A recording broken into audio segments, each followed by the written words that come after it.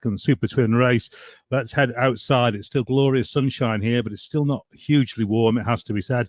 Down on the ground, we've got Jenny Tinworth, Tom Birchall, Beth Aspey, and firstly, Chris Kinley. Good afternoon to you. Good afternoon to everybody as well. You know, the TT, it's been tough for everybody, but I've just been speaking to Fran Count from the Count Racing Team. Good afternoon to you. Good afternoon to everybody as well. You know, the TT, I'll bring Lee on this one. Lee Johnson up on there. Number 59, Fran Count from the Count Racing Team. Good afternoon to you. Good afternoon to everybody as well. You know, the TT, I'll bring Lee on this one. Lee Johnson up on there. Number 59, Fran Count from the Count Racing Team. Good afternoon to everybody as well. You know, I'll bring Lee on this one. Lee Johnson up on there. Obviously, very, very tragic. For him to still continue to want to come to the race and even is great, and then run young riders and bring riders through as well in that team. So yeah, it's very, very hard for them to take in this time just before the race. Yeah, it's like you just said to Fran there, better here than getting halfway down Bray Hill and it decides to lock itself up or something like that. But these things happen. It's what the TT's about, Lee, isn't it? Yeah, obviously, and guys say this all the time about doing a practice lap before the race sometimes and say, oh, it's a big risk, the bike might break down, but if it's going to break down in a practice lap, it's going to break down in the first lap of the race anyway. So yeah, it's a bit of a 6 and 2/3 job, but unfortunately it would be nice to at least get the start of the race underway, and unfortunately for them that's not going to happen.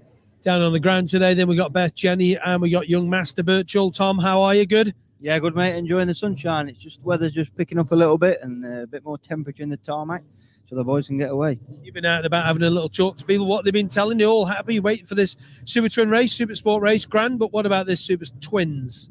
Super competitive again, similar to what we saw in the Super Sport class. The boys have just got to get gone out the blocks. Let's say if we look towards Jamie Coward, if he can get out the blocks, his pace in the last couple of laps in the race one was good enough to be on the podium, but he does need to wake up. He does need to get going. I mean, just looking on my notes, he were just 5.4 seconds off of Coward, off of Herbertson for that final podium position. So that was over 3 laps. So over 2 laps, if you can just bridge that gap immediately, then you know we're in for a good fight for the third step on the podium. But who can bet against Michael on form? You know, we saw him break down in the second race last year, so let's hope the boys can keep the bike together and he can just have a trouble-free 2 laps. And get to win number 29, maybe. Beth Aspey, good afternoon again to you. Good afternoon. Do you know what? I've come out without a coat on. That's how warm it is. No coat. Goodness me. Bet you've got it in the shed there, haven't you? I have, yeah. I've got 2 coats in the shed, actually. But Jenny Timmins joined you. Yeah, it's lovely down here, isn't it? It's quite nice being in amongst all the atmosphere and all the bikes getting ready, and yeah, looking forward to this. I think it's going to be an interesting one. Bikes are obviously coming through scrutineering for the senior TT, which is happening a little bit later on. Who's the money going to be on? Well, let's look at the results. Chris Boyd will look at that. By the way, get your programs ready, because if you don't get your programs ready, you won't be able to do the amendments to program, which is going to be quite a few in a little bit as well. So there are some amendments to do that we will run through, or Chris Boyd will run through in a little bit. And Beth's going over to speak to somebody. Beth? Yeah, I'm just here with David Brook. I'm not sure we've caught up with you yet, this TT. How's everything going? Okay. I think we've had some good runs on the Twin, but the Triumph, struggling with it a little bit. But no excuses. I mean, we're just trying to work through things and be safe and try to... It's getting a little bit frustrating because I feel like I'm not going any quicker than I did last year, but it's been quite a lot of change, and yeah, we'll work it out. Just run out of time, unfortunately. And that's the thing, we've been talking to, especially the privateers, talking about what goes into getting you to the start line, and it really is like a 50-week process almost. Yeah, it is. Yeah, we bolted on the Triumph. I think it was in late March, April, so it was quite late coming. And although I've done first 2 BSB tests and Alton Park BSB and had a real good feeling with it, we've brought it here, and obviously it's not Alton Park, so just with inclement weather and a couple of issues with both bikes, you're soon out of time, and then you're just having to make do with what you've got. So I think this is the Twin race is my best chance at doing a good job, so feeling more confident about the Twin race. Obviously the laps cut down for this one now. How does that feel for you? Yeah, that suits me, to be honest. small bikes. We've got a really good engine. The less laps, the better for me. I think it's obviously got to pull me around as well. I'm best part of 90 kilos, so poor thing's going to be screaming for me to get off by the time I'm done. And your team happy overall? Yeah, I think so. Dan Cooper's guys, they've done a real good job. Earlier on in the week, they worked hard, and then we've had probably a more relaxed time this sort of second half of the second week. But yeah, they're doing a good job, keeping me safe. Wonderful. Well, it's great to talk to you, and hope the race goes really well. So you've got a donut down there. You're going to shove that down before you set off? No, that's the teams. I don't eat donuts, as you can see. Thanks, David.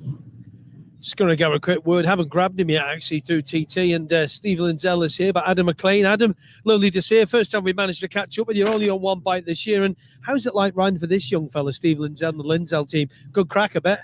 Yeah, it's brilliant. Steve's loads of experience around here, and I haven't been here since 2018, and we rode the classic bikes last year at the Manx. So Steve said he wanted to build an R7, so says we'll have a go, and that certainly hasn't disappointed. So you've ridden some pretty good twins in your time, Northwest London, etc., and wherever else you've been. How does this compare? The R7, it's a relatively new bike, isn't it? Yeah, it's new. That bike that we're on was brand new on Monday, so the first time I rode it was down the hill. So we've just spent the last couple of weeks really learning the bike when we've been here. But yeah, I think I'll be sticking with the Yamaha now. It's a brilliant bike, and Steve did a great job.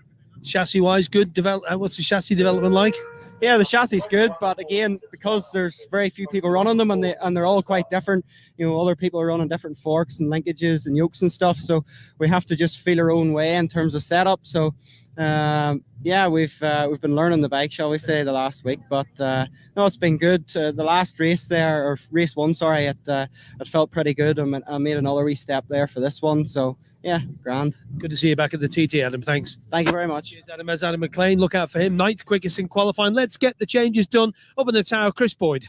Thank you very much, Lee. Were you going to say something? Yeah, we've had some reports up in the commentary booth that Tom Birchall was seen finishing off ice creams and possibly jumped the queue in the ice cream van. So is there any reminiscent of that around his face down there, Chris? Because we did see some kids crying in the line, and it's not really appropriate behaviour. So we'd just like to get that cleared up before we go any further.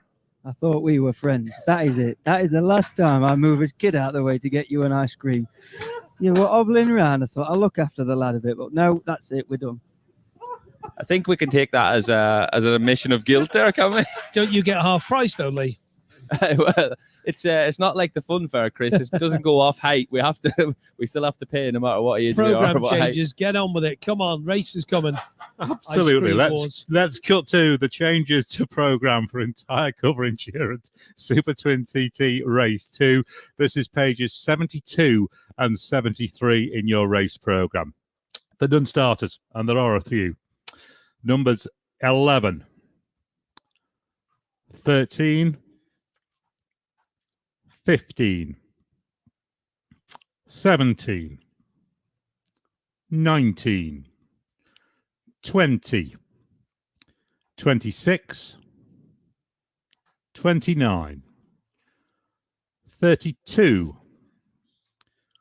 44, 47, 49, 56, 59, as we've just heard from the guys down on the ground, Kevin Barsby has withdrawn from this race. Then 60 and 62. We await news on number 37, Marcus Simpson, after his spill at the Black Hut earlier this afternoon in the Supersport race. But we do also understand that number 16, Joe Yeardsley, has removed his ILR pattern from Parc Fermé, so will be an additional non-starter. That news came from technical inspection. Our thanks to Joe Warriner once again. He spoke to Beth after this morning's race, and I think, Beth, it was a possible hand issue. Yeah, he hurt his hand about 6 weeks ago. There's a chipped bone in there, and he said he was just really struggling with it during that first race earlier this afternoon, and just struggling to shut the throttle off. Please note that I just said something that sounded like I knew what I was talking about. But a real shame, because he did so well in that first race today. But as he said himself, he's got to really think safety first. Thanks very much, Beth. Lee's very, very impressed there with your technical knowledge. There are 3 changes to machine in addition to those non-starters. Number 35, Gareth Arnold switches from an Aprilia to a Kawasaki. Number 40, Paul Potchy-Williams. He goes the other way, switches from Kawasaki to Aprilia. And number 63, Craig Shapek, moves from a Suzuki to a Yamaha R7. Those are the changes to program for the entire Cover Insurance Supertwin TT Race 2. Chris. Let's grab over it. Quick word, I think, with Barry Ferber before the start of this race. Barry, Supertwin Race 2, massive disappointment Race 1, and well, I've said it a few times, the chain's off. Yeah, it was just heartbreaking, really. But I pulled over. It come off on the jump out of out of Ginger Hall there, and I pulled over and thought, well, I'll just wrench it back on. So I wrenched it back on. Obviously, damaged the chain by that point. Made it as far as Ramsey Hairpin, and it snapped in 3 places then. But yeah, I was going well. I was enjoying it. Don't know if I had a lot more left in me, like I was pushing, but yeah, we'll just try and get at the traps today and do the same again, really. Just been speaking to Andy McLean. He's obviously another runner riding the R7. He says he's not going back to a Kawasaki or anything else. He loves the R7. Yeah, I mean, they're a good motorbike. Like, yeah, I've never ridden a Kawasaki around here, but yeah, I've got no qualms with the Yam. It's working for me. So yeah, good luck. Thank you, mate. Cheers. I'm just here with Michael Sweeney. You've still got your bubble hat on. It's a little bit warmer out here now. We know that physically it's been a tough 2 weeks for you, but I think it was 12th in the Supertwin, the first race. How are you feeling about this one? Yeah, I think we've done a lot of changes from the first race to this one with springs and stuff like that. It's only really my 3rd time riding the bike, so we didn't get that. We only had 2 laps practice week on the bike, so that kind of gave us an indication where we need to go. Hopefully we've gone the right way, and hopefully we can push on a lot further in this one. So looking forward to it. It's nice to get a couple of laps on the Twin before the big race later on. So how are you feeling physically now? Yeah, I'm feeling all right. I had a breakdown there in the 600, but yeah, just saved me energy, I suppose, for this one. Good crowds out there, as I say, it is a little bit warmer, so I hope you enjoy it. Thanks very much, mate. Cheers. Hey, tell you what, he goes on and on and on, doesn't he? I'm going to grab Tom Whedon now. Great performance by the Club 77 machine in the last one. Your old man goes on a bit, doesn't he? Oh, blimey, no, he don't stop, does he? He gets all nervous, he gets all twitchy, and he starts talking too much when he gets nervous. First race, all right, Tom, wasn't it, for your Club 77 machine? It's your own machine, isn't it? Yeah. So I was really quite surprised, to be honest. We was, I don't know where we ended up, 3rd Aprilia. And you got to bear in mind that this motor is straight out of a road bike that was sent into a wall somewhere. Front end was all smashed. We took the engine out, put it in this race bike, and we went racing. So to finish 15th was really impressive. I was quite happy with that. Feel like there's a little bit more in it, so let's try and find it. Good luck, Tom. Thank you very much. Cheers. I'm here now with Veronica Hedgekova, and I know every time I've spoken to you, you've just had a big beaming smile on your face. You looking forward to this one? Yeah, I'm happy that we have our 2 laps, very, very proud of that we finally can do this. So really looking forward to it. And what happens for you once TT's over? What's the plan? My plan, I have my motor school, so I will do this. And then, of course, I have a lot of supporters in Czech, so I would like to see them all and all my fans there. But I have a lot of fans worldwide, so finally, I will have some rest, and we will see. Have you made many changes to the machine from the first race? No, not really. Gearing, everything is the same, because, it's difficult with the wind, so I think everything is same. Wonderful. We'll have a good one, Veronica. Thank you so much. I was going to grab a quick word with AJ Alaventner before he's had to go off to go to the chaps room, shall we say. So we spoke to him. Let's speak to him, I think. Next will be Mike Brown, just deep in conversation with Dean Harrison and Richard from Maxton, having a bit of a chat. And I got a message, Mike, sorry to jump in, young Dean. Thanks, mate. Do you need pit boards for this one as well? Yeah, if there's wherever, stick one out. Go on and talk us through your TT so far since we last spoke. Good, bad, or indifferent? Just consistently okay more than anything. That 600 race, I pushed down another bit and done my fastest ever lap again on a 600. I think I'm after waking up a small, but I was a bit slow to get going during the week. So hopefully today is going to be a good day, and I feel like I'm in good form, so I'm happy. What about the Aprilia Supertwin? It's going okay? Yeah, huge changes again for this race. So we've turned it upside down again and had a few issues in the first Supertwin race with a little oil leak. So hopefully we can go better in this again as well today. Good luck, Mike. Thank you. Thanks for your time. There's Mike Brown off at number 14. Stefano Vanetti is next to him. And we'll go quickly round. Let this gentleman take his picture first of all. Go and take the picture. There you go. Take that first before I get in the way. Take your picture quickly. I'll jump in a minute. It's all right. Peter Hickman just stood there looking very mean and moody on the Swan R7. In fact, we'll hear from Brian McCormack first off, who's with Beth. Yeah, I need a box to stand on to speak to you, Brian. How are you feeling about this one? Have you made many changes from the first race? Yeah, I have a front brake now, which is always helpful. Oh, that is helpful. Yeah, I had to pull over in the first Supertwin race 2 or 3 times to adjust my brake. The little adjuster snapped, so it was eventful, but we finished 19th, which was it's not good enough really, but the bike is capable of inside the top 10, so that's what we're planning for. But being as big as I am and being as windy as I am, it might be hard work, but I will bend myself in and get myself tucked in as best I can. I think conditions, we're saying a little bit improved now. Still that breeze. I'm assuming you were talking about the wind, not you being windy yourself there, Brian. But crowds out here, the hedges are lined. It must be the feeling that you come here for. Yeah, and there's plenty of Irish flags around as well, and people, I don't know, they're waving at me or throwing things at me, but there's people doing something anyway. But yeah, there's a good crowd around. It's great to see, and I got a lot of messages and a lot of stuff this morning saying good luck. So and a lot of people are here and spent a lot of money to come here. So hopefully we'll put on a good show. And what's the plan post TT? Chill. No, we don't have much. We're straight back into the Irish Championship in 2 weeks, so not much time to relax. And we'll leave the unloading of the truck for a few days, but we'll get through today first and worry about that afterwards. Deserve that. Thanks very much, Brian. Have a good one today. Thanks very much. Just going to jump in quickly and speak to Peter Hickman past the thing. Did you know that last start of yours is your 50th TT start? I just got told just before it. Yeah, I had no idea. How fast has that gone? I know, yeah. And yeah, like 30 podiums, 14 wins. Yeah, amazing. Not a bad return. What about this one? Yeah, we'll have another go, you know. I mean, we haven't quite got the speed again in this class, but we've taken a bit of a risk. So we'll see. Hopefully, she's a couple of miles an hour faster than what she was, but I don't know. It might go the wrong way. We'll soon find out. How quickly will you know? I think I'll know fairly quickly, but hey, I'll just try 110% like normal. Man, thanks for your time. And 51st start, well done. Cheers, mate. Thanks. Peter Hickman now. Let's hear from me old mate, former Manx Grand Prix winner, senior Manx Grand Prix winner, Mark Parrott with Beth. Yeah, Mark, we're just hearing from Hickey there. It's his 51st start today. You've had a fair few starts here on the Isle of Man TT course. Does it ever get any easier standing at this point of the day? No, it's always nervous up on the grid here. I think this is my 91st start now.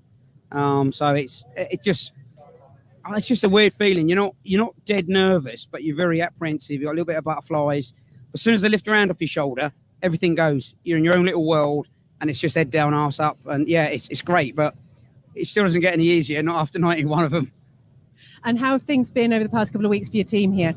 It's been all right. I've got the same team I've had for a long time. They're good. They know exactly what they're doing. We just didn't get qualifying done like we should have done, which I think a lot of people have suffered from. So we're further down the grid for starting than we should be. But it's the first time I've run this Supertwin. I've never thrown my leg over. I've never seen it before we got here this week. So it was a case of, just get on and do as best we can. It's great fun to ride. I'd like to thank Eric Wilson and McCrums for letting me use it. It's great fun to ride, and it's a good class that they can keep bringing on. More different bikes now, and yeah, should be able to keep bringing it on nicely. So yeah, I'm really looking forward to it. I suppose some people will struggle to think how you can ride a bike around here when you haven't really got that much experience on it. It's quite a thing. Well, the thing is, you know exactly where you're going. It's just you're doing the same thing but on a different bike. And, I don't have to think too much about the circuit. I can concentrate on the bike. I think we worked out that I've done something like 39 to 40,000 miles around here over all the years I've been doing it. I know John's been around the world twice, but I'm not going to be far off that soon. But you know where you're going, and you can concentrate on the bike rather than having to worry about the circuit. Well, great to talk to you, Mark. Have a good one. Thank you.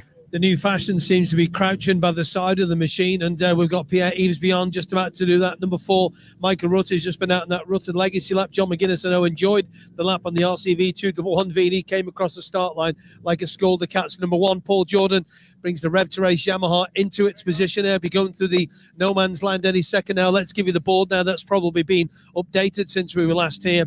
Damp patches at Braddon, Glen Helen, and also Governor's Dip, and it's a 2-lap race. So again, no pit stop. So again, damp patches, Braddon, and also Glen Helen and Governor's Dip. 1 minute to the start. Thank you very much, Chris Kinley. Entire cover insurance Supertwin TT Race 2, a 3:30 p.m. start for 2 laps. 75.46 miles, so no pit stop required. Your race 1 podium on Wednesday was Michael Dunlop from Peter Hickman, from Dominick Herbertson with that debut podium for Dominic. The lap record stands to Michael Dunlop from 2018 on the pattern, 18 minutes 26.543, 122.75 miles per hour.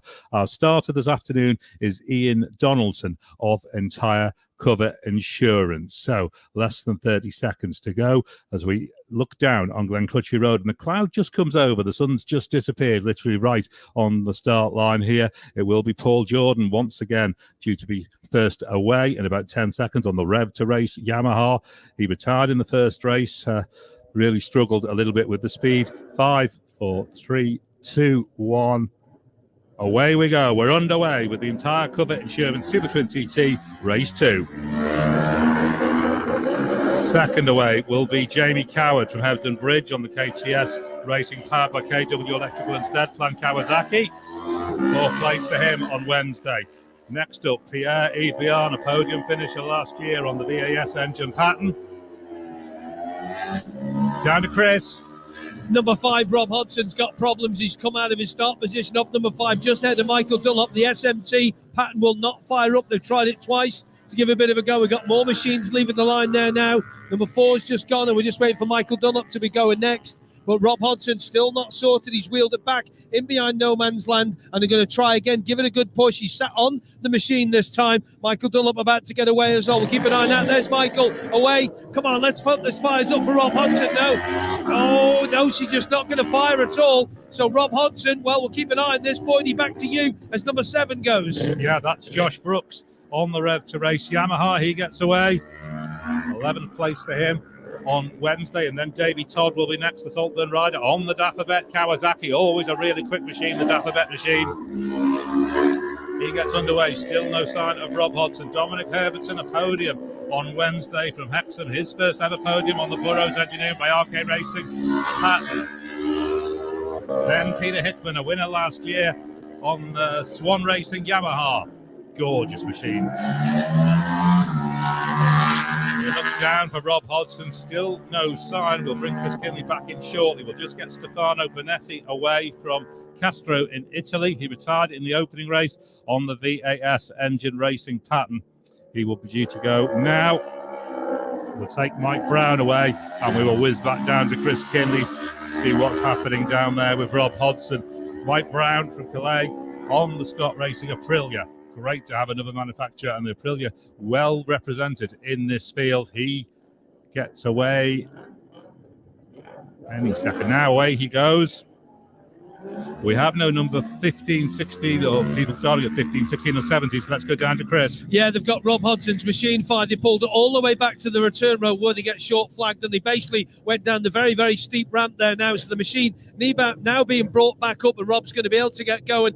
Need to keep an eye on the times here, Boydie, whether he gets accredited back with the time, because he didn't actually cross the line of the transponder. So we'll keep an eye on this. That's the machine. You can just hear revving in the background at number 5, and the boys are just saying to him, Rob, just calm down. Just calm down. I don't think he knows that. So, yeah, he's going to try and get himself through. We'll make a way down, and no more riders are leaving the line. But this is one of the top guys who could be in the top 10 at least as more machines leave. So I'm not sure where he's going to go. They're pulling him forward to the front there now. He's going to be going through no man's land. Yep. And we got India the Koppel there. He just needs to make some space and let him through. So let's find out. He's just been told something by one of the officials here now. It's probably, I don't know, we'll have to leave a little ear on this. And if you get an official from the line, and Milky and the boys, you just didn't speak to him, we'll just stay away from that, because, tensions are high. He wants to get going. He stepped off the bike there now, but we'll see. And we'll keep an eye out whether it goes right at the back of the field. Boydie.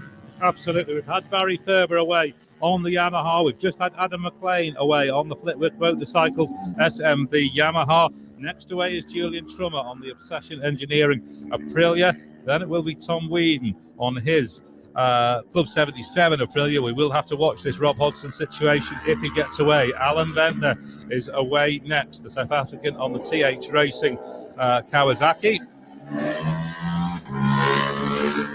And next to the line will be David Datzer on the ILR Frog Vehicle Developments pattern. And then we'll just have to wait and see if we've got a gap where Marcus Simpson should be. I think we do have a gap. It appears Marcus Simpson is an additional non-starter after that off this morning. So Marcus Simpson, an additional non-starter, and we will move on to Michael Sweeney, the Skerries rider, on an MSR Aprilia. Gets the flag drop now. Then Martin Morris will be due to come on the Drain Cure and Sunbrewer Racing Aprilia. And then it will be Francesco Caringa, Michael Russell and Gareth Arnold. But we will start to switch attention towards Glen Helen. Chris will keep a note of where Rob Hodson is and if he manages to get away. He does not appear to have made the start as yet. So we will start to look for Glen Helen and see if we can get. And we have news that Rob Hodson is probably going to start at the end of the field. So we'll just have to keep an eye on that situation as the race goes on and see what happens with regards to that. But yeah, we're looking out towards Glen Helen here, Lee. And what will prefer Rob Hodson, just the mindset must be just difficult to cope with. Yeah, they at least tried to jumpstart that bike 5, 6, 7 times, and I don't know why that is or what the problem was, and we'll probably get a chance to speak to the guys after. But yeah, really, really frustrating. And then if he does get away at the back of the field, obviously he has the issue then with quite a lot of traffic. But this being a short race as well, that's going to really hamper him in them trying to make the positions back up. But yeah, hopefully for him and the team, he at least gets to start the race, and yeah, they get to get a bit of a show on out there for the fans. Potentially a lot of traffic to deal with. Michael Dunlop leads of those through Glen Helen at the moment. He leads Jamie Coward and Pierre Beyond. But we know in this class we have to wait for other riders to come through. Mike Brown starting at 14, Baz Ferber at 18, others beyond that. So it's going to be a little while before we establish a true leaderboard at Glen Helen. At the moment, Dunlop leads Coward, Todd slots into third, then Pierre Beyond, Josh Brooks, Paul Jordan. But this will likely change as later riders come through. The pace is a 4:43 out to Glen Helen. On the standing start lap on Wednesday, it was a 4:46. So they are 2.5 seconds quicker to Glen Helen on this standing start lap. Yeah, and as it stands right now, the top 8 are within inside 6 seconds. So yeah, it's still quite a condensed, close field there right off the start. We've seen obviously Paul Jordan going off at number 1, and them guys had quite a big problem in the first race. The bike was down 15 horsepower for some reason, so I think they've maybe got that sorted out, and they've got off to a better start in this one. Peter Hickman slots into second. Hickman is 3.5 seconds down on Dunlop at Glen Helen. Lap 1 of only 2 in this entire cover Insurance Supertwin TT Race 2. So it's Dunlop from Hickman. We will just, though, put a little asterisk against that until we've got the likes of Mike Brown through. Certainly, he shouldn't be too far away. In fact, he slots into 4th place. So hopefully this is now a little bit of a more considered leaderboard. Dunlop leads by 3.5 seconds from Hickman. Jamie Coward is 1.2 seconds down on Hickman in third. Mike Brown is then 0.4 of a second down on Coward in third. Dominick Herbertson 5/100ths of a second down on Brown in fourth. Herbertson, of course, had that podium finish on Wednesday in race 1. Stefano Bonetti slots into 6th. He is 3.2 seconds down on Herbertson. Jamie Todd shows 7th. Pierre Beyond in 8th. Josh Brooks 9th. And Paul Jordan 10th. Quite busy down there on the start when Rob Hodson were trying to fire his bike up.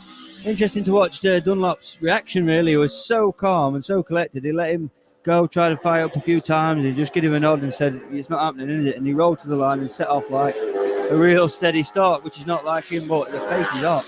And of course, with Rob Hodson not starting at 5, that gives Michael Dunlop clear road. Yeah, he's already through on Michael Rutter. I think he's caught him just before Kurt Michael Village, or even maybe on the run through Kurt Michael Village. So yeah, he's got quite a bit of space on the road there now. Yeah, to get stuck in, and like we've been saying all day, these are short races to what we're used to. So yeah, this first lap is so crucial. So we just need to hope that Peter Hickman has woke up for this one and is ready to attack from the off, and them setting changes he spoke about going the right way. Later starters, Barry Ferber slots into a top 6 position. Wowee, well done, Baz. Absolutely flying. And Adam McLean is into the top 10 as well from start number 28. Really good to see Jamie Coward. He has definitely woke up a bit, straight at it from out the gate. So, and then we're getting Rod Hodson set away now. He's gone. Chris Kinley, was that Rob Hodson getting away? Oh, was it? He absolutely nailed that pattern off the line. The only one to do a big wheelie off the line, and he's away. So look out, the riders in front. Rob Hodson on a charge. We need to keep an eye on these times.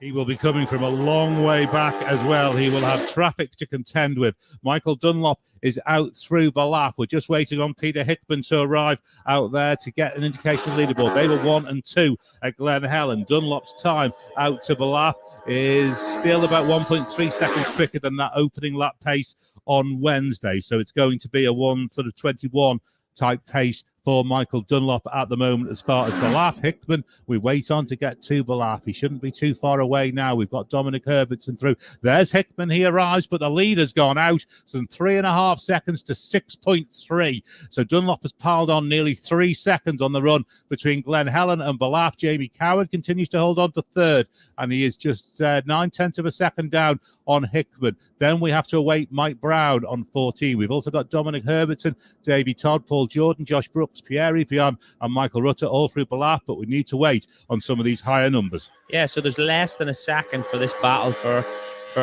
second position here between Peter Hickman, Jamie Coward, and Dominick Herbertson. And luckily, we spoke about earlier that Jamie Coward needed to wake up on that first lap, and he has made a big step compared to the first Super Twin race, because he's already in front of Dominick Herbertson for this one. And getting that Kawasaki working. The Kawasaki seems to be a little bit of a disadvantage against maybe the Yamahas and the Aprilias now, but he's making it work. Yeah, and Mike Brown's literally just into fifth position now, only 1.3 back off that position for second place as well. So yeah, we've got four riders there within just over 2 seconds. So this is really, really starting to heat up now for the battle for second. Tight times, and these lads are all wound up on this first lap. They knew they had to get out the blocks, because we've seen in the Super Sport race earlier on how important these first few sectors are, because you cannot give anything away, especially not on these little bikes now. Yeah, and obviously these guys have all been in that Super Sport race, so all the information gathered earlier, there's no risk. The road is, any of them damp patches are pretty much gone now, I would imagine, with it being dry. The sun's been out for an extra few hours now, so yeah, these guys are a maximum attack now straight away compared to what they were in the Super Sport race. One or two of these higher numbers now making it through Balaf. It is Dunlop leading Hickman and then Jamie Coward. Mike Brown slots in fifth. So Dominick Herbertson has overhauled him at Balaf for fourth place. Herbertson moves up to fourth, and he's only 0.3 of a second down on Coward. Then Brown is 1.3 seconds back on Herbertson in fifth. Stefano Benetti moves into sixth. Then Baz Ferber is seventh now. So that's his position change as well. Benetti has overhauled Ferber sixth for seventh. Then Davey Todd in eighth as the leaders arrive at Ramsey Hairpin. Paul Jordan is ninth, and rounding out the top 10 at the moment, Josh Brooks. Yeah, that's probably the biggest surprise of the race so far, even the first Super Twin race, is the Davey Todd. We're expecting them to see him at least into them podium positions, but yeah, he seems to be just further down the field a little bit in the eighth position. Getting reports here that people are on the course at Craignabar. The police are on the way. Please, there's a race happening. Get off the course. That is absolutely ridiculous. Craignabar, please get off the course. These guys are on the run over the mountain. Into Ramsey Hairpin, we have Coward, Dunlop, Jordan, and Yves Beyond. Those front 4-5 are now through Ramsey Hairpin. We're waiting on Peter Hickman to arrive. It was 6.3 seconds at the last bridge. As we see Michael Rutter now moving on up to the hairpin, and he'll get away. We're waiting on Hickman. We just saw Dunlop come into the hairpin there, and he was just behind Pierre Vian. It's quite a long run there now, isn't it, up to the gooseneck? It'd be difficult to pass, I would have thought, through there, because it's real steep climb uphill. Not many braking manoeuvres to be done there. And the other factor is that they're both on patterns. It's not like he has maybe got a little bit of a speed advantage on Pierre. It's the bikes are very, very similar. As we see Davey Todd nearly go back up the inside of Dominick Herbertson into the Ramsey Hairpin there. So yeah, it's tight, and Hickman is straight on the back of them two guys as well. So it'll be interesting to see if Pete can just make a little bit of time before this run over the mountain and get that big advantage of a slipstream on the run up over the mountain. Into Ramsey Hairpin, Herbertson 1.4 behind Coward. So Coward is just stretching a little bit on him, but I don't think he's done yet, Herbertson. He's probably just easing into it a little bit and found his form a little bit. So let's see if he can find his way back to a podium. We see Stefano Bonetti making his way up to the Ramsey hairpin. Let's bring you the leaderboard for the front end of the field. At least we have 1 or 2 more men to drop in. Dunlop leads now by nearly 9 seconds, 8.9 seconds over Hickman at Ramsey hairpin. Lap 1 of 2. Jamie Coward is 1.9 seconds down on Hickman and 1.4 seconds up on Herbertson. Then Mike Brown is only 3/100ths of a second behind Herbertson in 5th place. Paul Jordan is then only 9.01 seconds, 9 seconds behind Brown in 6th. Then Davey Todd, Stefano Bonetti, Josh Brooks and Pierre Epion. But we are waiting on Barry Ferber in particular to arrive, and we're just going to try and keep an eye on Rob Hodson. We understand he's in 13th position at Glen Helen. Just carving his way through the field now. Pictures on the screen. You know, he's carrying a lot more speed than the guys he's coming up to. So it's difficult and tricky, that one. He's got to be careful, but still wants to make progress. Yeah, it's difficult for him, isn't it? Because he's got to account for the fact that these guys in front of him might be on slightly different lines from those he would normally be around. Different lines, and the closing speed to a slower rider is quite a bit different. And you've got to be so careful because, you know, you'll be wide open changing up and them guys are slowing down for a turn. So it can be very dangerous. But Rod knows what he's doing and knows he needs to carve his way through and try and keep his nose clean doing that. Yeah, the big thing for that is that sometimes it's easier to pass a slower rider because the speed difference is so big. But on the other hand, it sometimes gets a little bit scary when the closing speed is so large as well. But we're just watching Paul Jordan sit on the back of Jamie Coward here. He caught him into Ramsey, and Paul's managed to hang on to him on the run right over the mountain. So yeah, that's a really big step for Paul and that team from the first race. Yeah, Jamie just having a double look round there as they came out of the bungalow. What are we seeing there, Tom? Jamie Coward over Ren Cullen jumped there, crossed up sideways. The wheels were not in line. That's not your average line over there, but good. Oh, hang on, he's got his hand up. Yeah, hands off the bar here. He has been looking back a couple of times. He's let Paul Jordan go through. Yeah, so I think Jamie's got a problem here, and he was probably aware that Paul was right in a slipstream, so very, very smart riding that from Jamie Coward in case he's maybe heard the bike feel it was if it was missing or tighten up or something. I don't know. I definitely don't want to wish him a mechanical on him here by saying this, but it's very, very quick to move out of the way there. The last thing you want is a rider right in your slipstream and then the bike cut out or miss. So if we could get back on that shot now, this is Paul Jordan we can see right now, but if the camera could kindly zoom out a little bit just so we can, if you're listening, Mr. Cameraman, could you zoom out a little bit just so we can see if Jamie Coward is in fact still there. The helicopters have a little bit more chance of keeping up with these Super Twins than the Super Bikes, that's for sure. Paul Jordan it was, but Coward was looking backwards right from the bungalow through towards Windy Corner, all that distance. It's such a shame if they have run into technical difficulties because he's really changed his approach to this race and came out as a podium contender straight away. Yeah, as the camera pans away, we can't see Jamie. Oh, he's just coming to shot, but he has slowed a fair bit down now, just going past Kate's cottage. Absolutely. Michael Dunlop's pace out to the bungalow is a 15:01.3 on lap 1. On Wednesday, it's a 15:07.9, so they are 6.7 seconds quicker than they were on Wednesday. Coward's pulling over at the Craig, so if any of the team or that's listening or one of his pit boards is obviously up there, so yeah, he'll get back from there, thankfully, ready for the senior race later on. But that is very, very frustrating for that team. They put a lot of time and effort into that Super Twin race. We see a real big leg dangle here from Michael Dunlop trying to get that patent slowed up into the Craig. The doctor's dangle there. Right out to the edge. Wow, on the exit of the Craig, literally nothing left in terms of asphalt. Yeah, I think these guys are trying their hardest to get some bad language out of me. I'm glad I'm keeping the microphone away from my mouth in these moments. I've learned during this week not to keep it there along. But yeah, you just see the yellow flag out there. It must be for where Jamie Coward has possibly just pulled up into the Craig. So they'll be getting that bike off the track, and he might even end up riding it back down into the pits if any of the guys down there are waiting for him or wondering how he's going to get back. Paul Jordan then is at Crocknamone and nearing the end of lap 1. Oh my word, we've got a freight set here. We've got Josh Brooks. We've got, who else have we got here? We've got Dominick Herbertson. We've got Davey Todd. We've got Peter Hickman all together going through Craig. 4-way freight train. Hickman's going to pull out on Herbertson, is he? Getting the green the flag. pattern's strong. Look, the pattern's strong against the Yamaha. He's not pulled out yet from the slipstream, Peter. That just sort of shows you it's really held its own there, even though Hickman was on the back wheel of Herbertson there. Yeah, Dom Herbertson looks like he's got a Peter Hickman rucksack on the back of that on that pattern there, because he was glued right to the back of him, and you could see him pull over to the right like 2 or 3 times and catch the air again and then pull straight back in again. So yeah, here's Paul Jordan to start his second and final lap. He leads on the road. Next up, we think will be Pierre-Yves Bihan, and then it'll be Michael Dunlop. So we'll wait for our race leader to come through to start lap 2, and then we'll start to get an idea. At Crumpton-Mona, it is 6.6 seconds that Dunlop leads Hickman by, and then it's 9.9 seconds back to Herbertson. Dunlop second, in fact. Rob Hodson is running in 6th place at the lap. An incredible ride by Rob Hodson here. We'll try to keep a track on that. 6th overall at the lap. Pierre-Yves Bihan goes out to start his second lap. Lap times for Paul Jordan, 119.527. For Michael Dunlop, 122.451.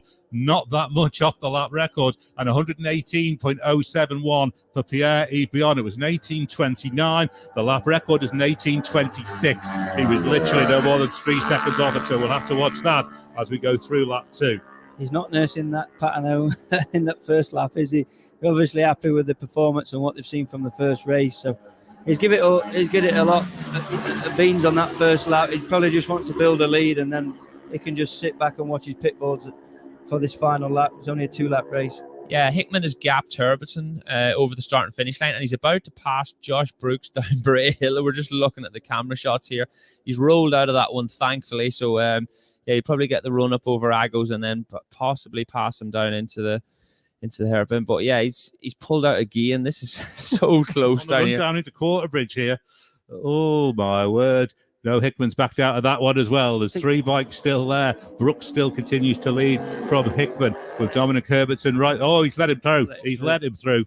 I don't know if he's let him through or has he run wide there. It looked like he run wide, to be honest. Yeah. Oh, Brooks, he's had enough shocks this year, hasn't he? This TT, what with motocrossing and headbutting seagulls. They didn't need Hickman coming up the inside of him down Braille, did he?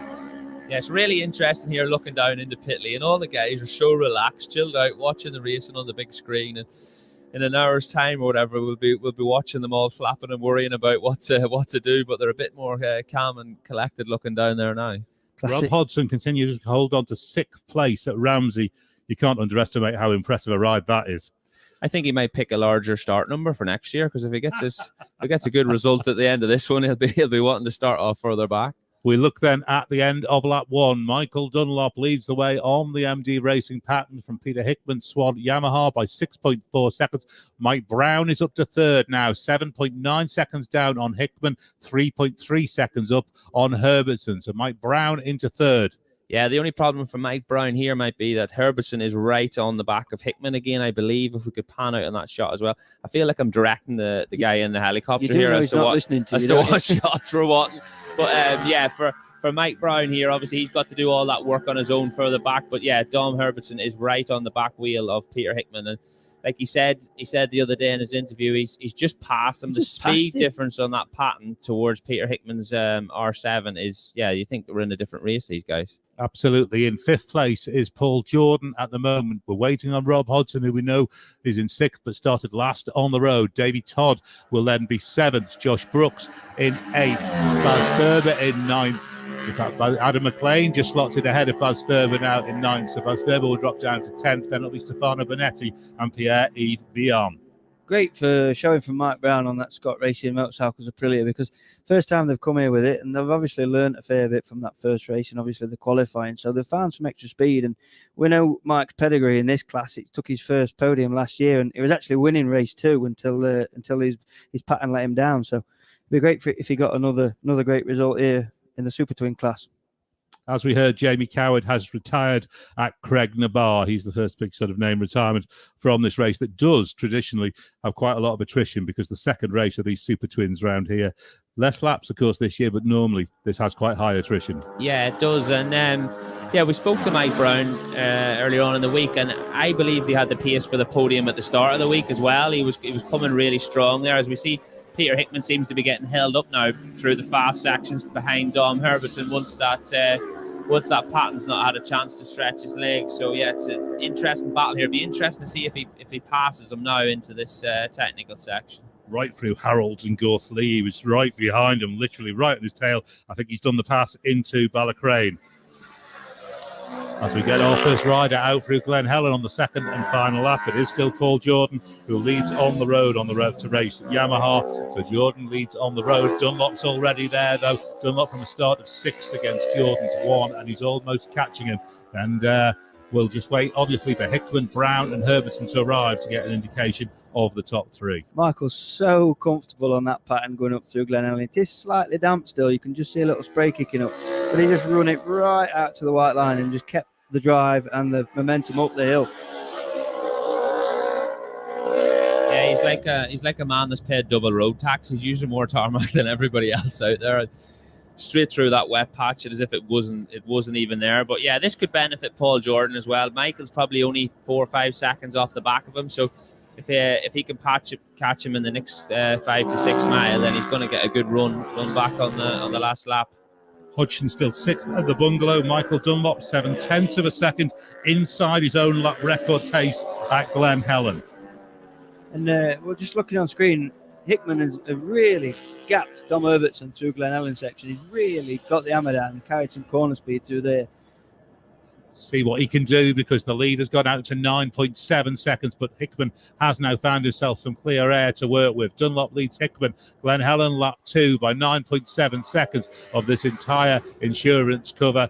Supertwin TT race 2, Dominick Herbertson. Then 3rd at the moment. We're waiting the arrival of Mike Brown, who is holding on to 3rd place here at the grandstand. So it's Brown we wait on now to get that 2nd and 3rd. Yeah, if you could see the speed difference with that pattern compared to Pete's R7, that gives you a bit of idea what Michael has to work with as well. And believe me, this is me not taking anything away from the way Michael Dunlop's riding that pattern, but it is probably the best bike in this class, with possibly the best small bike rider on it. So it'd be interesting to see what he says after the race, how controlled he is in running that there. As we're just looking at the screen here, and Mike Brown is into 3rd position again, and he's 1.7 off Dominick Herbertson. Massive scrap going on for that last podium place here, Tom, because Brown 1.7 seconds only ahead of Herbertson, who had it in the first race. Yeah, and Herbertson seems to have lost the toe from Hickman. Hickman has really got going, and if that's what we're pulling him along, I think that's gone now. So maybe Brown has got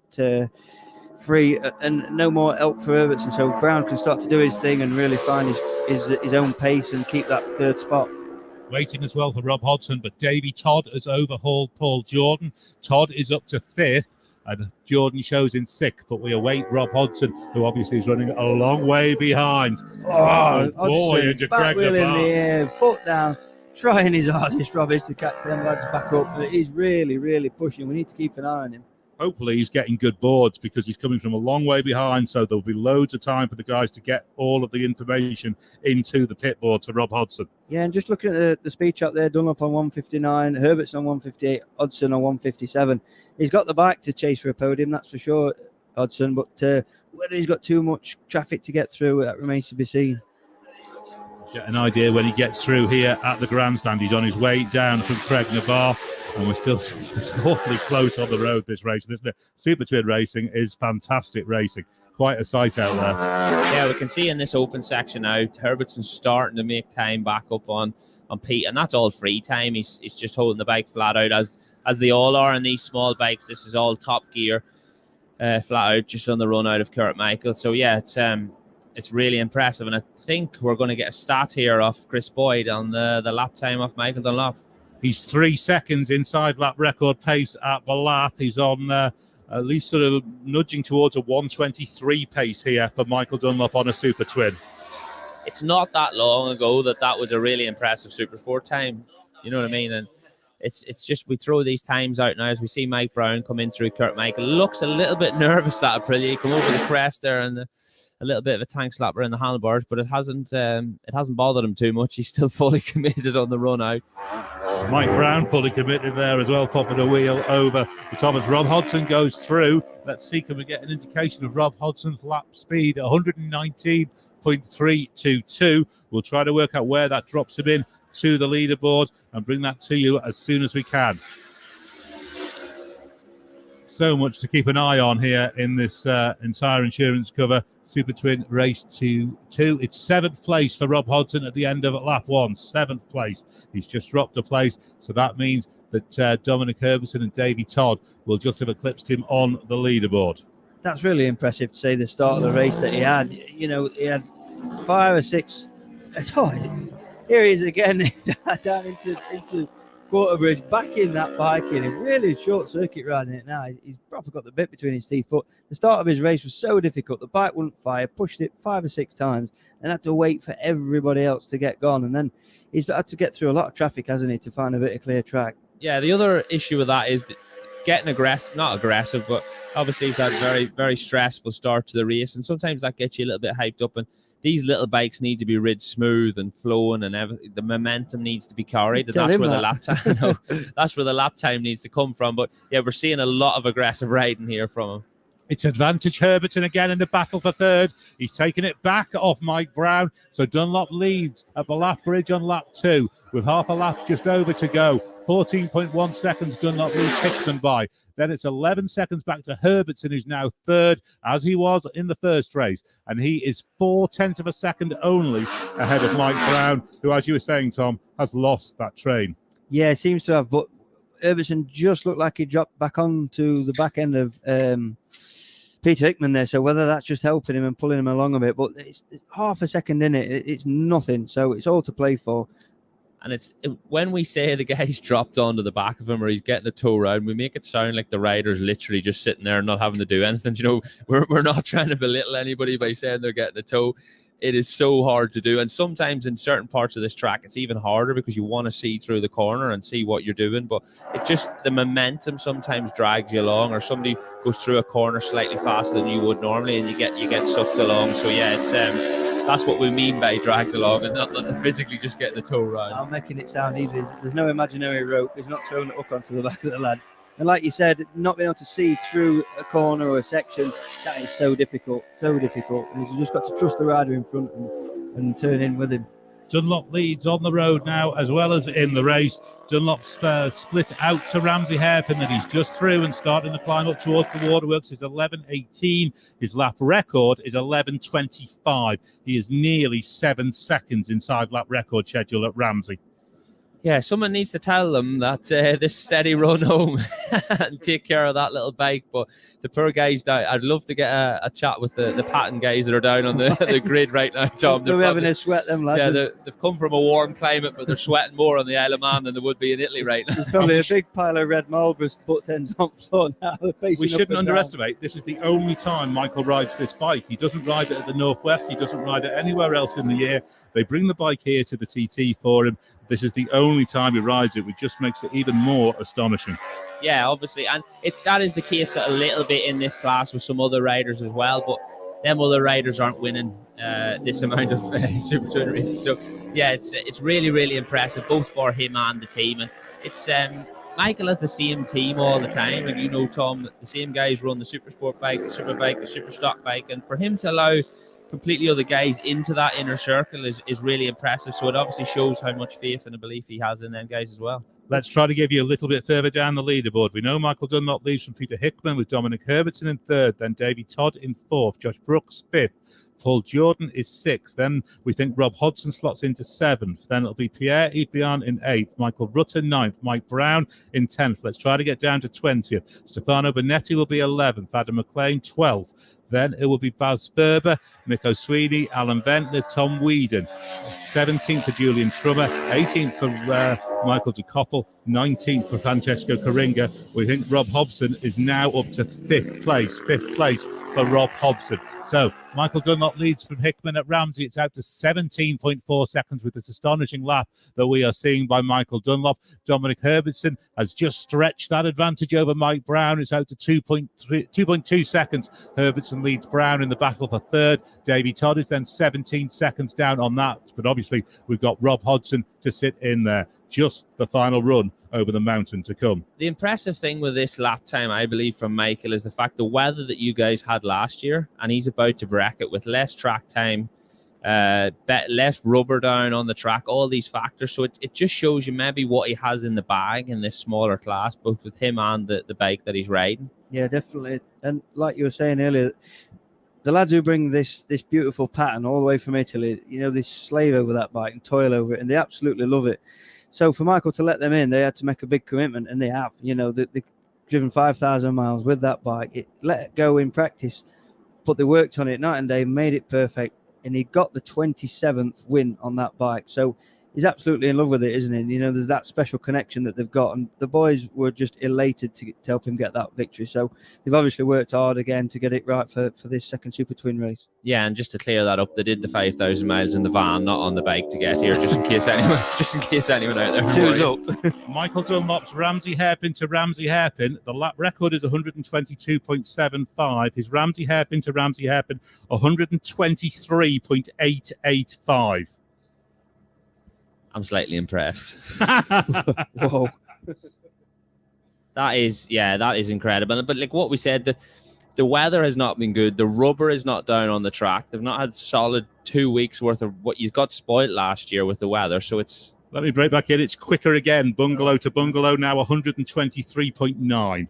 Wow. We saw a clip of him earlier on coming through Kurt Michael and then doing the Ren Cullen jump.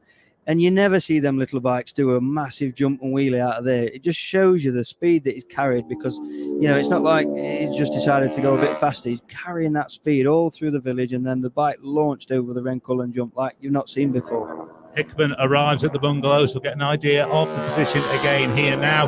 Dunlop will lead by now 18.3 seconds over Hickman. Herbertson is through as well, but we'll wait on Mike Brown in this battle for third. Herbertson shows third at the moment. We've got Josh Brooks, Paul Jordan and Pierre Epion also through. It's Mike Brown we're waiting on. It was 2.2 seconds he was behind Herbertson at Ramsey hairpin. Let's see what the position is when he makes it to the bungalow. Shouldn't be more than 20 or so seconds away. Yeah, crucially, Herbertson's not close enough to Hickman, I don't think, to get a slipstream. What we can see off the helicam, it doesn't look like he's on the back wheel of Hickman. Even though he might get a little toe as an eye line, he won't be benefiting from that outright slipstream. Okay, we have, unfortunately, a red flag here at the grandstand. We can see the red flag also being shown out at Craig Nabar. So in this entire cover insurance Super Twin TT has been red flagged on the second lap. We await news, obviously, from race control, a red flag out on the course. And we should stress that with a public road course, as we said the other day when we had a red flag in the sidecars, there can be any myriad of reasons for a red flag, can't there, Lee?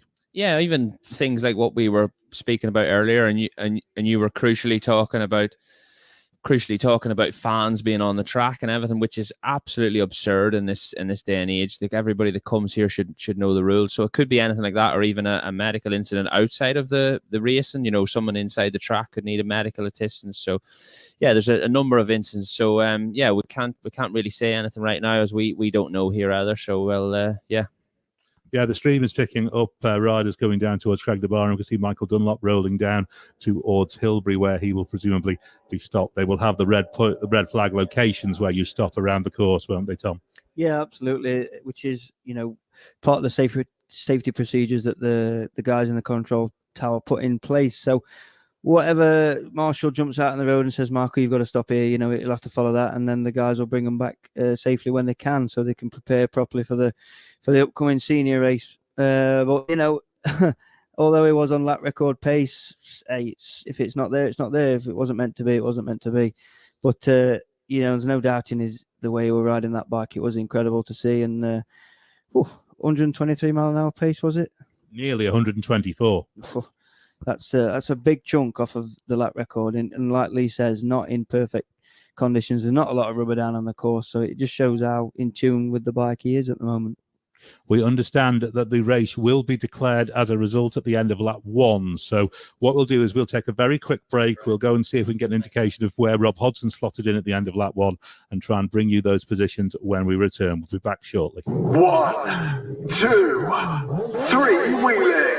Freewheeling.media, official title sponsor and Sidecar TT media partner for the Isle of Man TT Sidecar races. With over 1.5 million social media followers and daily content updates, Freewheeling.media promotes and unites all classes of sidecar racing around the world. Freewheeling is the world's leading sidecar racing media connection. Get connected via Freewheeling.media. By the sport, for the sport. Safety, stability, and security are paramount when it comes to the TT.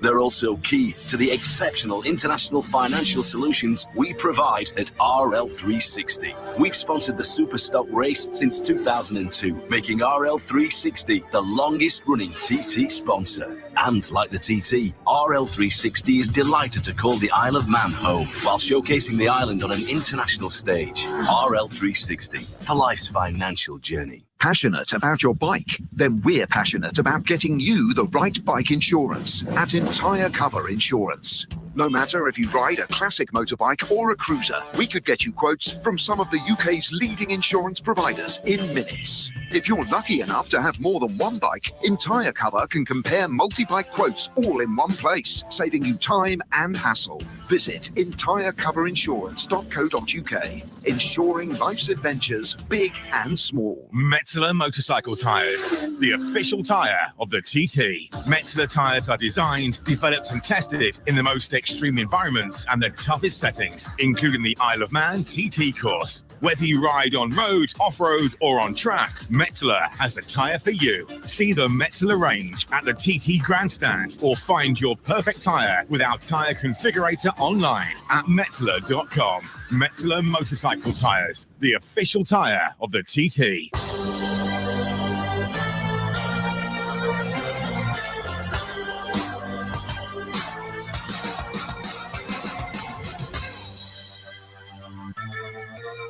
Back here at the TT Grandstand down where we remain under red flag conditions around the TT course. The entire cover insurance Supertwin TT race 2 began at 3:30 p.m.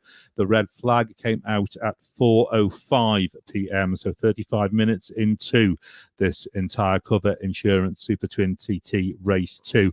We have been told by race control that it will be declared as a result at the end of lap 1.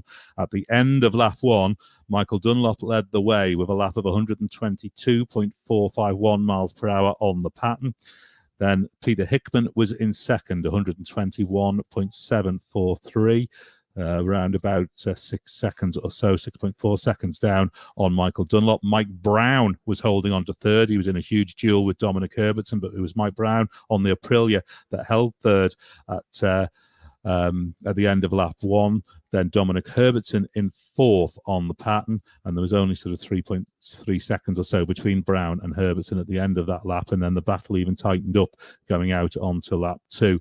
Paul Jordan held on to fifth place, I think it is, at the end of fifth place for Paul Jordan at the end of the opening lap on the Yamaha, which is a massive improvement on the other day when he was way down on speed. Davey Todd then in 6th place for Davey Todd on the Kawasaki, and Rob Hodson, who of course started right at the back of the field, he was running in 7th place on the pattern, but we know he was up to 5th on the way out through the second lap, but it'll be 7th place for Rob Hodson on the pattern, 8th for Josh Brooks, 9th for Adam McLean, 10th for Baz Thurber. So we are just getting confirmation from race control that the podium will be Dunlop, Hickman and Brown. No further news on the incident. We're just going to see if we can get down a little bit further down the leaderboard here. After Josh Brooks, it will be Adam McLean, then Barry Ferber, and then Stefano Benetti in 12th, I think it will be. 13th will be Pierre-Yves Bion. 14th, Michael Rutter. 15th for Michael Sweeney. 16th, Michael de Koppel. 17th, Brian McCormack. 18th, Alan Ventler. 19th for Francesco Caringa.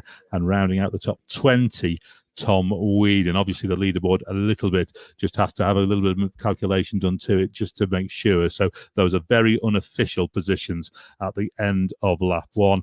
It will be win number 29 for Michael Dunlop, albeit that you wouldn't want to win under a red flag. Yeah, but I think it wasn't the case that he was a nearly man under the red flag. He was away and gone, and the job was done. The only thing we've sort of been robbed of is the lap record, Tom, that was possibly going to come. And I believe on Chris Boyd's stat machine, it was going to be over 124 mile an hour. Very, very close too. Yeah. You've ridden a Super Twin round here. I mean, just how committed is the guy to be doing that? And that obviously the bike can match what his performance is, but you know they've created a beautiful package there, and him riding that bike around is fastly becoming pretty iconic to see, isn't it? And if he was to come under that lap record and take the 29th win, wow, what a day! But hey, the real point is, you know, that the whatever's caused the red flag gets dealt with the best it can, and best wishes to anybody if there is any issue out there. But yeah, what a great performance from Michael. Just to bring you the numbers on that Michael Dunlop lap as it was going to the bungalow, he was there in 14 minutes 48.4. The lap record was 14 minutes 56.8. That's how far inside he was, about 8.5 seconds at the bungalow. He's doing that many awesome things this week. I bet the guys that control the TT don't even have. So they're gonna, if he wins again today, he's gonna have a 30 board or a number. You're a commentator now. Don't curse anybody. Let's just wait and see what happens after these 4 laps. First of all, I'm a fan, so I'm having my opinion as if I'm sitting on the sofa at home. But yeah, it's so impressive what he's done. And even for him now, or the guys getting back now, you know, if they're sitting out on course, and obviously there's not a big gap now until the senior and stuff. So that's the other little frustrating part about this. Like the race was pretty much done. The guys will be in Park Fermi now and doing their talking to the team and getting themselves rehydrated, ready for the race later on. And that's just another issue now as to getting them guys back and everybody back safely, first of all. And like Tom said, let's hope everybody at the incident is okay and they're getting tended to. So yeah, it's a tough one for everyone. Absolutely, it's a big turnaround, isn't it? You know, to get back here on normal time and change your leathers, like you say, rehydration, something to eat, and then dial back into what is going to be like a rocket ship. You know, sat on the superbike from a Super Twin. We're talking earlier on, and the braking markers and the way that you approach a corner is just totally different, isn't it? So they've got a little bit of extra time now. I mean, I don't know if the schedule will get knocked on a little bit, but we all know that the lads waiting in the pits will have everything prepared perfect. So when the riders do come back, you know, it'll just be like clockwork and they can get cracked on again. Yeah, there's not that big of a jump. It's probably only about 100 horsepower in difference between these two bikes that we're talking. So like my Super Twin is 105 horsepower and my Superbike's 225, 30 horsepower. So yeah, slightly different. It's getting out of your mum's car and getting into a racing car, like the comparison. But yeah, the braking markers are different. The way the bike reacts to the bumps, the way you have to ride the bike, the riding style of committing to the corners, carrying corner speed, stop start of riding a big bike. So yeah, there's a lot of things, and these guys will be out there on the track now, sitting, waiting, and thinking about this race later on today. That's the other thing. Obviously, we're going to have riders all the way around the course because we were pretty much at the end of the race, so we almost had the maximum spread in terms of the field, if you like, that we could have. So all these riders are going to have to be collected up and brought back before we can even consider starting any kind of senior TT. Promotion. We're just seeing some of the marshals leave the pits right now. So the job that these guys do and what the riders, the faith we have in them, Tom, no matter where we see them on the track and when they come to collect you at whatever spot you're stopped on and you ride behind them, and I don't know, it's like a bit of a safety blanket. I see it because you never ever worry about what speed they're going or what, because they have got all the information. They're doing all this job with their headsets on, and sometimes they're the first people to even get to you. So yeah, I think we never take it for granted. But anytime, if you notice any of the riders, when we see one, we were outside and eating that ice cream that Tom got us that we can't talk about. Well, I would always wave at one because you've got this appreciation for them guys. Well, you just buy one of an ice cream, Lee, because you don't buy me one. You make me steal them. No, but there's a bit of time now in between sessions and what's going to be on track next. But we've got to reiterate: do not go on the track. Don't decide, I'm going to change positions. I'll go and watch from a different vantage point. You are where we are, and do not go near the side of the track. They're actually onto the track. So we must reiterate that to the spectators out there. Absolutely crucial that you do not go anywhere near the track. So it will be a Super Twin double for Michael Dunlop to add to his Super Sport double. he will then potentially, well, he won't have the chance to do the big bike double because obviously the visor issue happened on Saturday. But in terms of Peter Hickman, it's a double podium for him on the Super Twins on that fabulous looking Swan machine, 2 second places.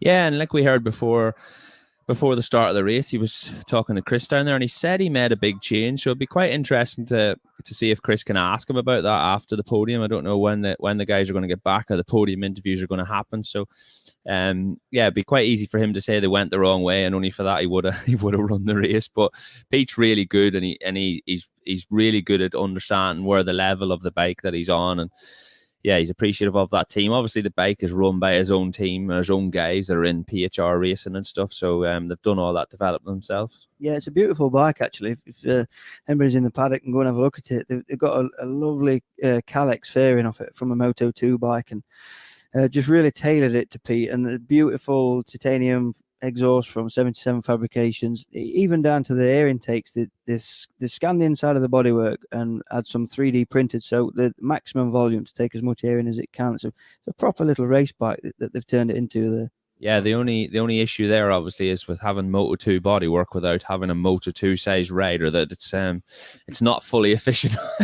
when it comes to it. We've seen the little winglets he had added on to the side of the bodywork. So I'd say the guys will go back and probably, like he said about the 3D scanning, you can do all that and then develop it for next year. So I'd imagine the bike will look slightly different for next year's TT.